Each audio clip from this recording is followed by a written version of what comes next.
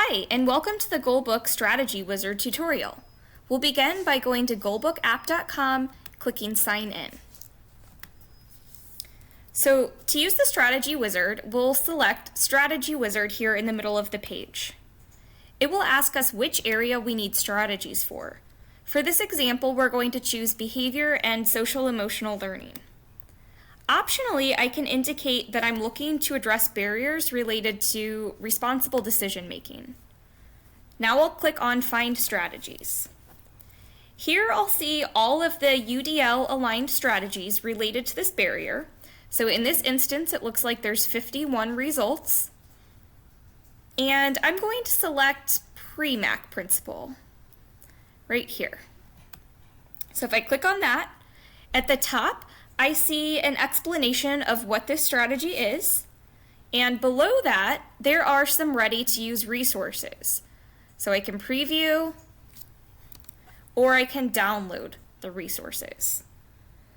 Further below that, there are some implementation tips, and even further below that are some examples of what this strategy might look like in different settings.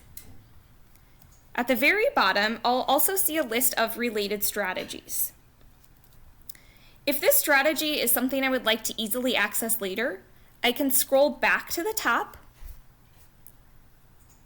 and I'll see two options.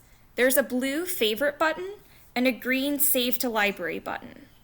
The Save to Library allows you to create specific student folders where you can save strategies, goals, and present levels for individual students. The Favorite button allows you to identify resources for future reference. So quickly, I'm going to create this for a student, Ava. So I'll save for a student. I have not created her yet. I'll type in her name. She's a new student, and I'll click Save for Ava. Thanks for watching this quick overview of the Strategy Wizard. This could be a great resource to utilize during data team meetings, IEP writing, or just to inform day-to-day instruction.